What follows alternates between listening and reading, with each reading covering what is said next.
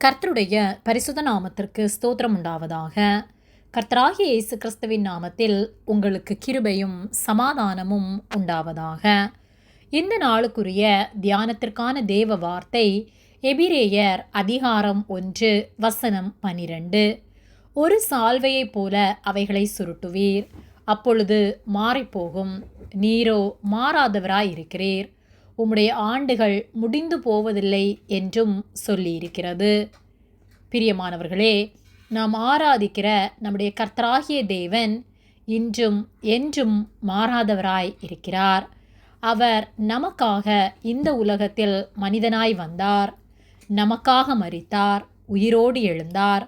மரித்தேன், ஆனாலும் இதோ சதா காலங்களிலும் உங்களோடு இருக்கிறேன் என்று சொல்லி நம்மோடு கூட அவர் இருக்கிறார். அவர் அல்பாவும் ஒமேகாவுமானவர். அவர் ஆதியும் அந்தமுமான தேவன். அவரால் கூடாதது ஒன்றும் இல்லை. வானமும் பூமியும் யாவும் மாறிப்போகும், இவை நிலைத்திருப்பதில்லை.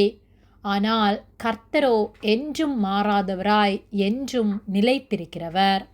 எபிரேயர் 1:12 ஒரு சால்வையைப் போல அவைகளை சுருட்டுவீர், அப்பொழுது மாறிப்போகும்.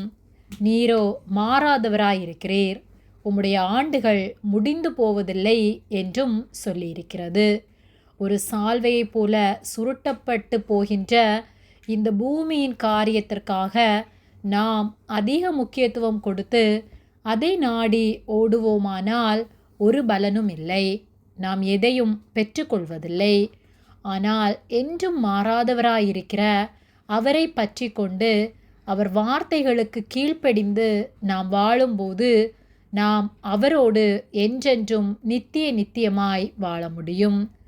அவர் நமக்காக ஆயத்தப்படுத்தி வைத்திருக்கிற நித்திய ஜீவனை பெற்றுக்கொள்ள அவர் வார்த்தைகளுக்கு கீழ்ப்படிந்து நடக்க வேண்டும். அநீதியான உலக பொருளுக்காக நாம் ஓடி அநியாயம் செய்து பொருள் சம்பாதித்து பிறரிலே அன்பில்லாதவர்களாய் சுயநலத்தோடு நான் என் குடும்பம் என்று அதற்கேற்ற வாழ்க்கை வாழ்வோமானால் நித்திய ஜீவனை சுதந்திரித்து கொள்ள முடியாது. ஆனால் கர்த்தருடைய வார்த்தைகளுக்கு கீழ்ப்படிந்து அவர் ஆலோசனைப்படி வாழ்ந்து இந்த உலக பொருளிலும் அநேகரை கர்த்தருக்காக ஆதாயப்படுத்தி கர்த்தருடைய வார்த்தைகளின்படி நாம் நடக்கும்போது அவர் நமக்காக வைத்திருக்கிற நித்திய ஜீவனை பெற்றுக்கொள்ள முடியும். நாம் எதை தெரிந்தெடுக்கப் போகின்றோம்?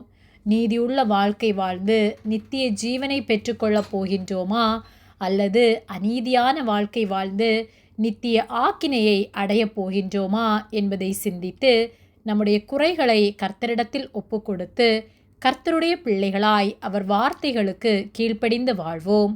என்றும் மாறாத அவரை பற்றி கொண்டு அவருக்கு உண்மையுள்ளவர்களாக வாழ்வோம்.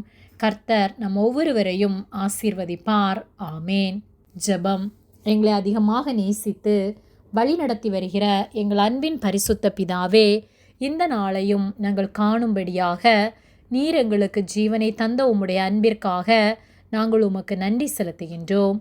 நாங்கள் தியானித்த வார்த்தையின்படியே நாங்கள் ஒவ்வொரு நாளும் உமக்கு கீழ்ப்படிந்து என்றும் மாறாத உம்மை பற்றி கொண்டு உமக்காக வாழ எங்களுக்கு உதவி செய்யும்படியாய் ஜெபிக்கின்றோம்.